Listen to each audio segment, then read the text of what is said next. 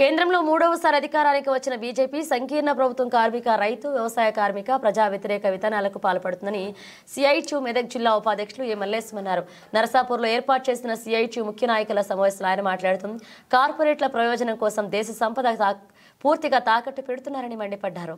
పేరుతో మల్లన్న సాగరం ఆ చెరువు కింద ఉన్నటువంటి దాదాపు 14 గ్రామాలకు సంబంధించినటువంటి 2200 కుటుంబాలను 12,000 పైగా జనాభాను అక్కడి నుంచి బలవంతాన ఖాళీ చేయించి ఇక్కడ ఆర్ఆర్ ప్యాకేజ్ పేరుతో ఈ ప్రాంతంలో ప్రజ్ఞాపూర్ దగ్గర కాలనీ ఏర్పాటు చేయించడం జరిగింది. ఇవాళ ఈ కాలనీని మేము విజిట్ చేశాం. ఇక్కడ ఉన్న ప్రజల బాధలు వర్ణనాతీతం. ఇవాళ ఎవరికి చెప్పుకోవాలో వాళ్ళకి అర్థం కావట్లేదు. వాళ్ళు ఓట్లు వేయించే గెలిపించినటువంటి మాజీ ముఖ్యమంత్రి గారు, ఇప్పుడు ఎమ్మెల్యే అయినటువంటి కేసీఆర్ గారేమో వాళ్ళకి దొరకడు. అసెంబ్లీలో వాళ్ళ గురించి చెప్పేవాడు ఎవరు తెలియదు. ఈ పరిస్థితుల్లో కమ్యూనిస్ట్ పార్టీగా మేము రావటం జరిగింది. వాళ్ళు ఇప్పుడున్న ప్రభుత్వం అయినా వాళ్ళైనా వచ్చి సరే అక్కడ పాత ఏం జరిగిందో మేము బాధ్యత తీసుకుంటాం చేస్తామని వీళ్ళు రారు. అసలు ఎవరికి చెప్పుకోవాలో అర్థం కాని పరిస్థితుల్లో దాదాపు 2200 కుటుంబాలు పేరు కేటాయిస్తే అక్కడ ఏ సౌకర్యాలు లేకపోవటం వల్ల అక్కడ ఇంకా కొంతమంది వాళ్ళకి ఏమి రిజిస్ట్రేషన్లు లేదా కేటాయింపులు జరగకపోయినా 700 ఏళ్లలో వాళ్ళు వచ్చేసి ఉంటున్నారు. అది ఇక్కడ కేటాయించబడిన వాళ్ళకి కూడా ఇప్పుడు ఇల్లు లేవు. మరోవైపు కొన్ని చోట్ల కేటాయించిన చోట శవాలు పక్కనే కాలుస్తున్నారు. దానిలో కూడా అంటే కొంతమందికి ఇచ్చిన స్థలాల్లోనే వేరే శ్మశాన వాటికి లేకపోబట్టి అక్కడ శవాలను అక్కడే కాలుస్తూ ఉన్నారు. మరోవైపు ఒక ఇల్లు నేను చూశాను. అక్కడ వేముల నాగమ్మ అనే ఆమె ఇల్లు. ఆమె కొడుకు పెళ్ళైంది, 4 పిల్లలు. ఆమెకు ఈయనకు కొడుక్కి ఇద్దరికి కలిపి ఒకే ఇల్లు ఇచ్చారు. డబుల్ బెడ్రూమ్ అంటే మేమే చాలా గొప్పగా ఉంటుంది అనుకున్నాం. డబుల్ బెడ్రూమ్లో వంట చేసుకోవడానికి 2 ఆడవాళ్ళు నిలబడి వంట చేయాలంటే కుదరదు. అదేవిధంగా ఒక్క రూమ్లో భార్యాభర్తలు అని చెప్పేవాడు, ఒక్కళ్ళు కూడా పడుకోవడానికి లేదు. మరి అదేమి ఆ స్థలం అది ఎలా సరిపోతుందో ఎలా ఆలోచన చేశారో మాకు అర్థం కాదు. అదేవిధంగా ఆ డబుల్ బెడ్రూమ్ ఉన్నటువంటి ఆ ఇల్లు వెనక నుంచి వర్షం కొడుతుంటే గోడల లోపల నుంచి వచ్చి ఆ ఇల్లు అంతా కూడా మునిగిపోతా ఉంది. అది అంత గొప్ప నాణ్యతతో కూడినటువంటి ఇల్లు వాళ్ళు కట్టారు. నివాస యోగ్యం కానటువంటి ఇల్లు కట్టారు. ఆ స్థలము చాలదు, ఆ ఇల్లు చాలదు. అదేవిధంగా అక్కడి నుంచి వచ్చినటువంటి రైతులు మల్లన్న సాగరం ఆ ప్రాంతంలో ఆ చెరువు కింద సాగు చేసుకుంటున్న రైతులు ఎకరం ఉన్న 2 ఎకరాలు ఉన్నంత ముందు సాగు చేసుకునేవాళ్ళు. ఇప్పుడు ఆ సాగు కూడా అవకాశం లేకపోవటం వల్ల ఇక్కడికి వచ్చిన తర్వాత ఇక్కడ వ్యవసాయ భూములు లేవు. ఏం చేయాలో తెలవట్లేదు.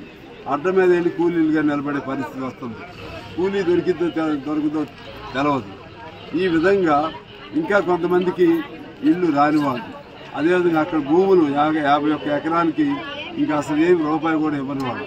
ఇంకా విచిత్రం ఏంటంటే ఆ ఇచ్చే భూములు 4 భాగాలు చేశారు. ఒకటేమో వరి ఉంటే 6 లక్షలు అంట, జొన్న ఉంటే 4 లక్షలు అంట, ఓన్లీ బీడుగా ఉంటే 3 లక్షలు, ఏ కాగితాలు లేకపోతే 1 లక్ష. ఈ విధంగా ఆడుకున్నారు, ప్రజలతో ఆడుకున్నారు. ఆడుకుని కాళేశ్వరం పేరుతో రాష్ట్రాన్ని ఇబ్బంది పెట్టడం ఒకవైపు అయితే, ఈ ప్రాంత ప్రజల్ని వీళ్ళు భూములు ఇచ్చి త్యాగాలు చేశారు. ఆ త్యాగాలన్నీ కొంతమందికి భోగాలుగా మారిపోయాయి. వీళ్ళ సమస్యను ఖచ్చితంగా పట్టించుకోవాల్సిన బాధ్యత ప్రభుత్వం పైన, ఇప్పుడు ప్రభుత్వం పైన కూడా ఉందని నేను మనవి చేస్తున్నాను. పాత ప్రభుత్వంగా లేకపోయినా కేసీఆర్ గారు ఇప్పుడు కూడా ఎమ్మెల్యేని. ఆయన అసెంబ్లీలోకి రావాలి, అసెంబ్లీలోకి వచ్చి రాష్ట్ర సమస్యల మీద మాట్లాడాలి. ప్రత్యేకించి మిమ్మల్ని గెలిపించి ఆదరిస్తున్నటువంటి ఈ ప్రాంత ప్రజల ఇబ్బంది గురించి కూడా మీరు మాట్లాడాలి. ఇందులో ప్రజాస్వామ్యంలో సిగ్గుపడేది ఏం లేదు. ప్రజాస్వామ్యమే అంతిమంగా విజేత. ప్రజాస్వామ్యంలో ప్రజలే గొప్ప విజేతలు. ప్రజాస్వామ్యంలో ప్రజలిచ్చే ఓటే గొప్ప పరిణామం. అందువలన దాన్ని గౌరవించాల్సిన బాధ్యత ఉంది.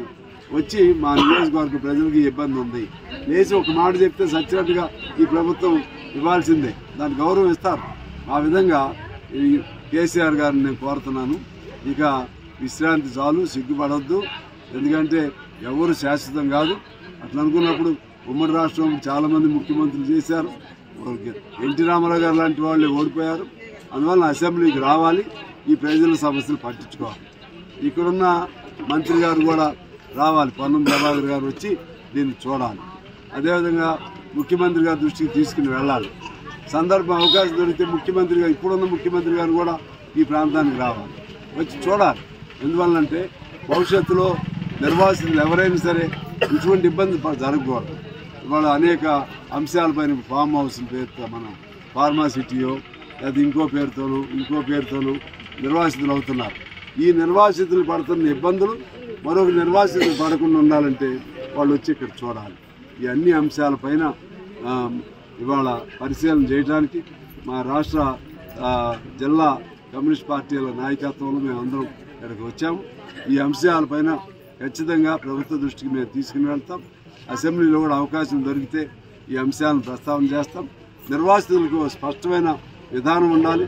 వాళ్ళు ఏమైనా భూములు కోల్పోతే ఆ భూములకు ప్రత్యామ్నాయ భూములే చూపెట్టాలి తప్పితే తీసుకెళ్ళి ఎక్కడో పడేసి మీరు ఇచ్చే డబ్బులు కూడా ఇంతవరకు పూర్తిగా వేయకుండా దిక్కుమాలినటువంటి దిక్కులేని వాళ్ళుగా చేయకూడదు. దానిపైన కూడా మేము పోరాటం చేస్తామని తెలియజేస్తూ మల్లన్న సాగర్ ఇంకొక విశేషం ఏంటంటే ఇక్కడ 12 గ్రామాలు 14 గ్రామాలు వస్తే వాళ్ళకి ఆ ఊరి మీద ఉన్నటువంటి సెంటిమెంట్, ఆ ఊరి మీద ఉన్నటువంటి మమకారం ఎలాంటిదంటే ఇక్కడ మొత్తం ఈ ప్రాంతం పేరు పెట్టాలన్న వాళ్ళు ఒప్పుకోలేదు. మా గ్రామంలో ఎన్ని ఇళ్ళు ఒక చోట ఇస్తే మా పాత గ్రామం పేరే పెట్టుకుంటామని ఆ పేర్లు కూడా పెట్టుకున్నారు. అంత మనుషుల్లో అటువంటి సెంటిమెంట్స్ ఉంటాయి. వాటన్నిటిని గౌరవించాలి, గుర్తించి వాళ్ళ ఎన్ని మర్చిపోయే విధంగా కొత్త సౌకర్యాలు కల్పించాల్సిన బాధ్యత ఉందని చెప్పి ప్రభుత్వాన్ని కోరుతూ మీ అందరికీ హృదయపూర్వక నమస్కారాలు.